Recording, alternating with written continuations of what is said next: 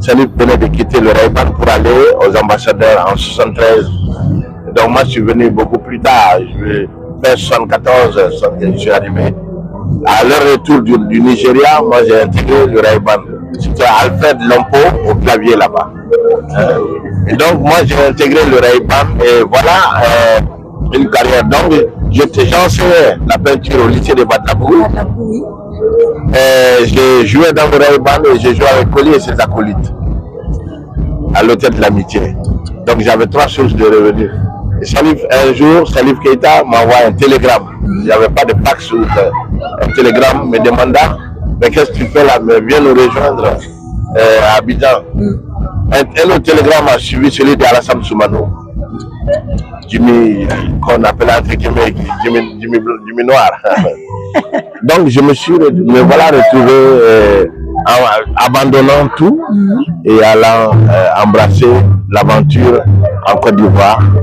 Donc là-bas, il y avait les Djilimani Tounkara, les Djilimoussa, paix à son âme, qui étaient là-bas. Donc je me voilà à cheval entre les ambassadeurs, le trio Mandé, formé par Djilimani Tounkara et Djilimoussa, etc. C'était un tremplin où j'étais devenu un rat de studio aussi à Abidjan. J'ai joué avec tout le monde, les Reines Pélagie après, les Louga François, les Amédée Pierre, les Ernesto Djedje, etc. Et on a créé les Acélères à Abidjan. Voilà, Bonkana était là-bas, il était à la RTI aussi. Et après, que je ne dise pas de bêtises, les ambassadeurs sont scindés en deux, en 82. Une partie a suivi Mampila Kanté, l'autre partie est restée avec Salif. Donc, moi je suis resté avec Salif et on est allé faire toute une tournée de la sous-région, le Gabon, le Sierra Leone, Libéria, etc. Et en 83, on a eu une date en Côte d'Ivoire, à Paris plutôt, la première date à Paris. On arrive à Paris, à l'hippodrome de Pantin. C'était pas le Zénith encore. Le Zénith n'était pas construit, c'était l'hippodrome de Pantin. Voilà. Et on arrive, on a fait un concert mémorable. Là-bas, les ambassadeurs au complet. Et il y avait Fanta Dama numéro 2 qui a joué aussi, qui a fait un premier concert. Après nous, on a fait un deuxième concert. Et j'avais très froid. J'ai dit, mais je n'aime pas rester dans ce pays-là. On est reparti, on a fait à l'hôtel Dakan, les ambassadeurs, on est resté là-bas. On faisait l'hôtel Dakan, on allait faire une tournée Séné-Gambie aussi, qui va avec justement l'apport de Youssou.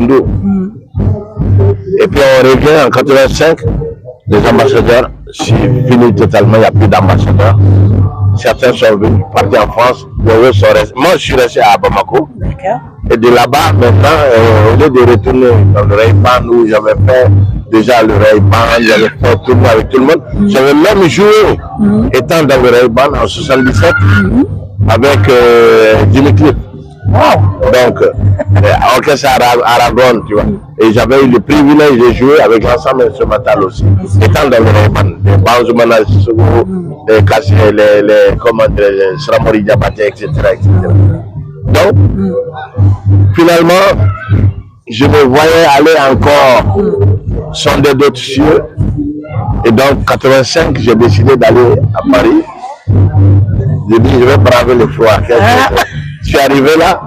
Et donc, du coup, il y avait du boulot tout le temps.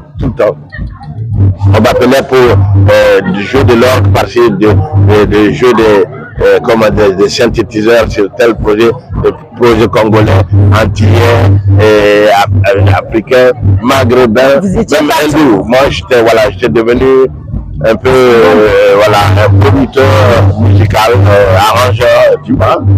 Donc voilà, je me suis fait une réputation comme ça.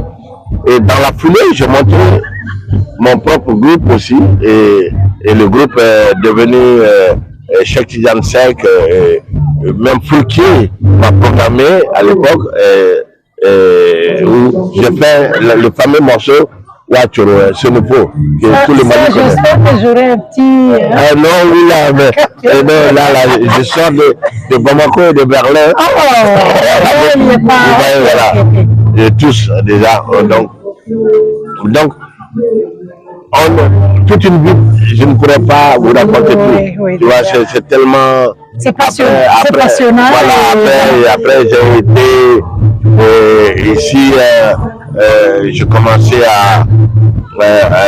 à jouer avec mon nom, tout en faisant sideman avec les autres aussi. Et continuer avec Salif, on appelle l'album Soro ensemble, etc., etc. Après, j'ai participé à beaucoup de projets, des projets qui n'ont rien à voir même avec dans la variété française, tu vois.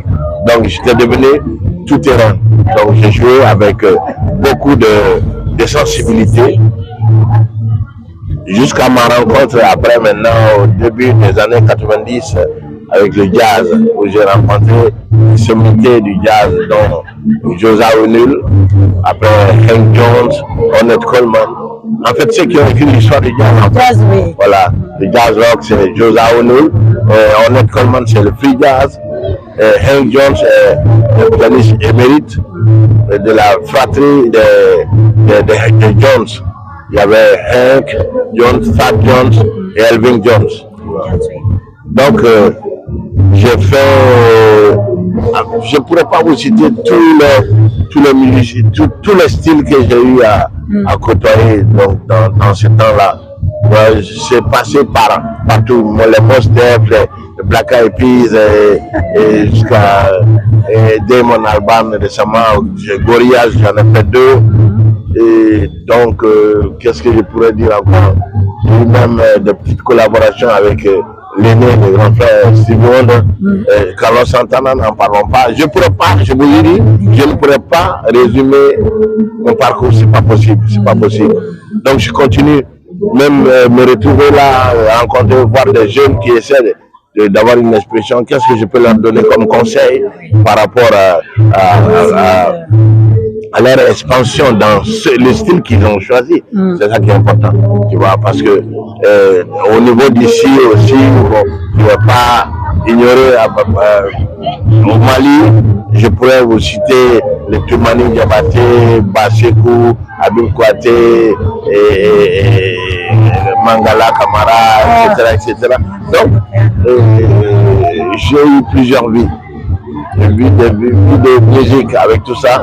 Et bien, au niveau des États-Unis aussi, on peut parler de Living Color, ceux qui ont le premier black à faire un groupe à l'époque qui a vendu autant que les YouTube à l'époque, tu vois. Avec Will Kalun à la batterie, Doug Wimbish et Corey. Je ne saurais, tu vois. Donc, je pourrais vous parler, continuer, j'ai collaboré avec Nina Simone, etc. Tu vois, Lauryn Hill, ça c'était à la Villette, tu vois, pour un hommage à Tony Allen. Donc, je ne sais pas, je ne saurais pas parler de ma vie comme ça. Je ne pourrais que vous parler de bribes comme ça, de donner parce que j'ai ma garde noire, je ne vais pas parler de ça, les Paco Seri, les Michel Alibo, les Etienne Mbappé, les Guy Sangué, etc. Tu vois. J'aime pas citer parce qu'après, certains après vont me faire cravacher, tu vois. Hein? Manu Dubango, bien sûr, ça c'est l'aîné. C'est lui, après Aimé Césaire, qui m'a décoré. Aimé Césaire pris mon livre, La Porte de France, et il a écrit avec Cheikh Tidiane Seck, dans les champs généreux nous accueille au sein de l'Afrique nouvelle, signé Aimé Césaire. Et je dis ça, c'est ma première distinction, mieux qu'une victoire de la musique ou un Grammy. Et après, Manu Dubango m'a cité parmi les 3 plus grands maestros qu'une Afrique a créés.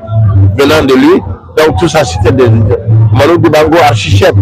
Si on continue, je continuerai, je parlerai de, je sais pas, tu vois. En tout cas, nous on est vraiment contents aujourd'hui de vous avoir parmi nous, parce que pour nous, vous êtes une bibliothèque, vous respirez aussi. Donc, en tout cas, bienvenue à Grigny et merci de m'avoir accordé cette petite interview sur la chaîne Sport Info Culture.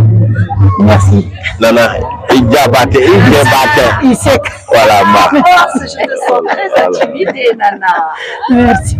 Ça fait plaisir, ça fait vraiment plaisir. Écoute, tu as quand même 10 bonnes minutes d'interview. Là, le Merci est ma là. chérie. Merci. Tu me fais ma photo? Je te fais ta photo. Voilà. Attends, ne bouge pas. Là, tu coupes. Je te fais ta photo. Vous êtes splendides tous les deux. Yes. Ça, c'est pour la postérité. Voilà. Merci.